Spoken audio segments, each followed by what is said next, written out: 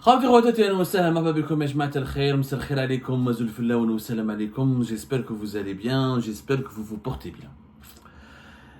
Nous sommes en été, nous sommes en plein mois d'août. C'est extrêmement compliqué de se poser cette question, de vous poser cette question, est-ce que vous allez bien, etc. En tout cas, en dépit de toutes les difficultés du quotidien en Algérie, malgré la précarité, malgré l'appauvrissement des ménages algériens, malgré les incertitudes politiques, malgré le poids et les conséquences désastreuses de la dictature, malgré l'état de sous-développement du pays, malgré la mauvaise gouvernance du pays, malgré tout ce que nous endurons comme problème à cause de la qualité médiocre des dirigeants algériens qui n'ont pas su rendre ce beau pays parmi les puissances économiques les plus importantes de la planète, parce que nous avons tout pour être heureux. Malgré que c'est très compliqué pour les familles algériennes et les Algériens d'avoir des loisirs à cause de la cherté de la vie, à cause du manque des infrastructures de loisirs, à cause des... Quand on voit les prix des hôtels, les prix des plages privées, les prix des aquaparks, les prix des restaurants, et quand on voit les salaires, le niveau des salaires extrêmement bas et médiocres en Algérie, on a envie de pleurer. Mais heureusement, Dieu, la nature, une puissance suprême, appelons cela comme on veut, appelons cette vérité comme on le veut, c'est chacun selon ses croyances. L'Algérie a été dotée de paysages féeriques, de magnifiques endroits. Heureusement que le pays est resté sauvage, tout n'a pas été privatisé, tout n'a pas été, heureusement que les dirigeants algériens, quand ils volent en Algérie, quand ils s'approprient, quand ils volent et s'enrichissent, ils partent à l'étranger. Et ils nous laissent les côtes sauvages de la Méditerranée, de la côte algérienne, de Chtaïbi, de Annaban, parce qu'on passe d'Adjidjel, Bdjaya jusqu'à Razawet, Moustarani, Moulahin, Timouchent. Il y a tellement de plages sauvages et d'endroits sauvages, on peut camper, on peut ramener juste un matelas et s'asseoir et passer la journée. Déjà, on est comblé par la beauté de ce pays. Heureusement, il y a cela, il y a cette beauté exceptionnelle de notre Algérie qui nous permet de nous remonter le moral et qui permet aux plus démunis, aux plus pauvres, de profiter un temps soit peu de l'été. Et pourvu que cela dure, la beauté de l'Algérie va durer. Mais est-ce que cette nature enchanteresse ne risque pas d'être polluée, gâchée plus tard par les erreurs interminables et les bêtises interminables des dirigeants algériens? Ça, on essaie d'être optimiste pour ne pas sombrer dans la dépression. Soyez concentrés avec moi, je vais vous donner un exemple concret. Je vais vous permettre de faire une démonstration qui démontre et qui explique pourquoi les Algériens et les Algériennes se désintéressent de la politique, pourquoi il y a toujours un sentiment de défiance de la population vis-à-vis de leurs autorités, de leurs institutions et des dirigeants du régime, pourquoi il y a toujours des taux d'abstention élevés, pourquoi il y a un discrédit qui est jeté sur tous les processus électoraux, sur toutes les élections organisées en Algérie, pourquoi il y a une crise de confiance entre les gouvernés et les gouvernants, et pourquoi finalement cette démonstration va vous permettre surtout de comprendre pourquoi on ne peut pas faire confiance au régime algérien et on doute toujours de ses intentions et de ses élections. Allez-y voir le dernier journal, la dernière édition, le dernier numéro du journal officiel de la République démocratique et populaire algérienne. C'est un site internet consultable, ouvert en ligne, tout le monde peut le voir. Tout le monde peut consulter le journal officiel de l'Algérie, c'est à la fois en arabe et en français. Je crois qu'ils ont même tenté de faire une édition en anglais, mais en tout cas, en français et même en anglais, ça, voilà, il y a même en anglais, tant mieux. En arabe et en français, toutes les éditions, tous les numéros du journal officiel sont disponibles. Le journal officiel, je rappelle brièvement, c'est le document, c'est le journal intime de l'État, d'un État. Quelque part, c'est le carnet de bord d'un État qui permet de publier les liens, les lois, les nouveaux textes juridiques, les nouveaux décrets, les nouveaux arrêtés qui permettent d'organiser, d'assurer, de faire fonctionner un État et de veiller sur les intérêts d'un pays. Toute l'organisation politique, administrative, économique et sociale d'un pays passe par les décrets, les textes et les lois et les arrêtés qui sont publiés dans un journal officiel. Le numéro 53 du 7 août dernier, le numéro 53 du 7 août 2024. Allez-y à la page 4 de ce numéro 53 du journal officiel de la République algérienne du 7 août 2024. Il y a le décret présidentiel numéro 24-252 qui correspond au 5 août 2024. Dans ce décret, il y a Abdelmajid Tebboune qui le signe, le chef de l'État. Il met fin aux fonctions du ministre de l'Intérieur, Brahim Merad, pour le nommer directeur de campagne du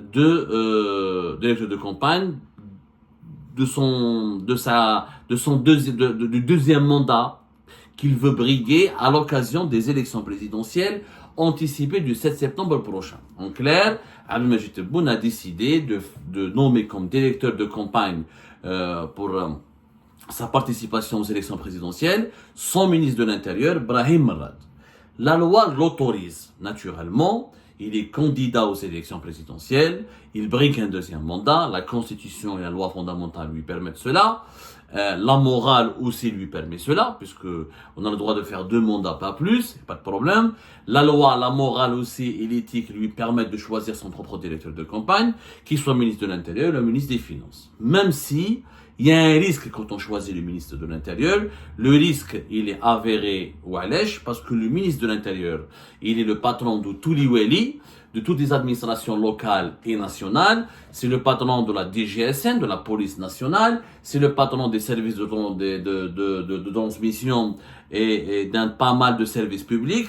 Et en Algérie, même si c'est l'autorité nationale indépendante des élections, qui est censé être un organisme indépendant, un organisme public indépendant du gouvernement, il travaille uniquement sous la coupe de la Cour constitutionnelle.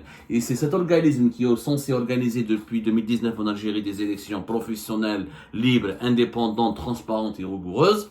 Il n'en demeure pas moins que sur le terrain, ce sont les wali qui s'assurent de toute la logistique et de tous les aspects réglementaires, sécuritaires et matériels de l'organisation d'une élection.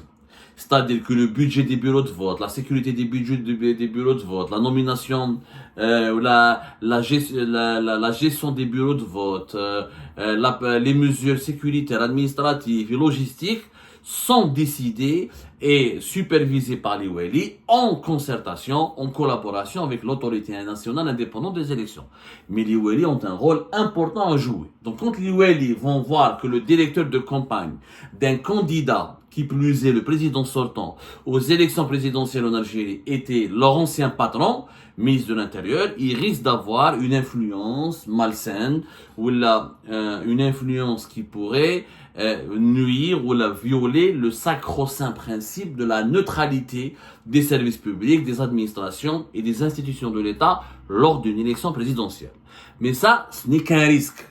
Malheureusement, le décret présidentiel numéro 24-252 signé par Abdelmajid Tebboune, le risque devient un danger.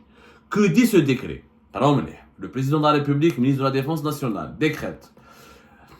Premier article, Brahim Merad, ministre de l'Intérieur et des collectivités locales et de l'aménagement du territoire, il met en congé spécial, durant la période du 14 août 2024 au 4 septembre 2024 pour les besoins de la campagne électorale lors des élections présidentielles anticipées de 2024. La gestion par intérim du ministère de l'Intérieur est assurée par un haut fonctionnaire qui est M. Arbi Merzouk, le secrétaire général du ministère de l'Intérieur. Regardez bien ce que dit ce décret, s'il vous plaît, c'est extrêmement important. Parce que là, nous avons un décret, nous avons la preuve que l'État, que le régime algérien, même pas l'État, parce que c'est un régime, un État n'a pas normalement à faire cela, il ne fait pas cela. L'État, c'est une intégrité morale, c'est une crédibilité. L'État, c'est normalement, il est censé être, encore une fois, propre, vierge et respectueux de la volonté populaire et des lois fondamentales du pays. Dans ce décret, on nous dit que Brahim Merad sera en congé spécial.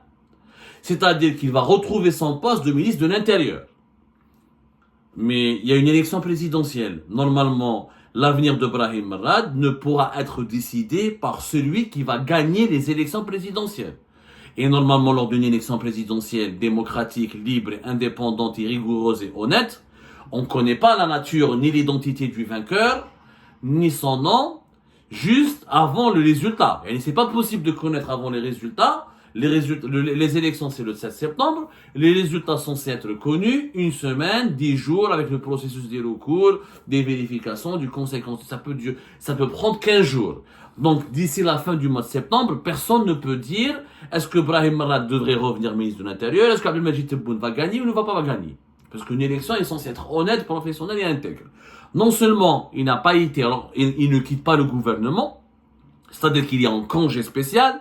Quelqu'un qui est en congé, donc il a toujours la qualité de ministre de l'Intérieur, il a toujours ses contacts au sein de l'administration et au sein de l'État, il garde toujours ses prérogatives, il est juste en congé, il n'a pas été enlevé de sa fonction. Il dit Bouteflika ma derhaj, Bouteflika ma il est en congé. Il enlevait Sellal, il enlevait Ouyahia, il enlevait des Belkhadem, il mettait à leur place quelques autres personnes. Ça s'appelle un remplacement. Son remplaçant serait intérimaire, mais le directeur de campagne qui quitte le gouvernement ne doit plus avoir de relation avec le gouvernement. Mais il ne peut pas être directeur de campagne et ministre en même temps. Il ne peut pas être directeur de campagne et avoir des relations et une influence sur le gouvernement. Ce qui est encore pire, c'est que Brahim Marad, je vous les dates. Il est en congé spécial du 14 août. Voilà, le 14 août. Parce que la campagne électorale commence le 15 août 2024 jusqu'au 4 septembre. 4 septembre, c'est la fin de la campagne électorale en Algérie. Selon la loi électorale en Algérie, c'est 3 jours avant le scrutin. 3 jours, ça veut dire le 4. Sauf que le directeur de campagne du candidat, normalement, il reste encore directeur de campagne jusqu'à l'annonce des résultats des élections. Brahim Marad, le 4 septembre, redevient ministre de l'Intérieur. Oh! Il était directeur de campagne de Tebboune. Il va faire campagne pour Tebboune. C'est quoi un directeur de campagne? Il va militer, il va financer, il va s'occuper des finances, de la logistique, il va tout faire pour que son candidat gagne les élections. Et avant les résultats avant l'organisation des élections, avant le jour J, avant même le scrutin des élections, avant le jour de la tenue du scrutin, avant le 7 septembre 2024, Brahim Marad redevient ministre de l'Intérieur. Elle est où la neutralité? Elle est où la transparence? Ça veut dire que Brahim Marad, il fait campagne pour Tebboune. Du 4 au 7 septembre, le jour du scrutin, il est ministre de l'Intérieur. Et c'est lui qui dirige les Wali, c'est lui qui dirige la police, c'est lui qui dirige les pompiers, c'est lui qui dirige les services publics, les administrations de l'État, les administrations locales et nationales.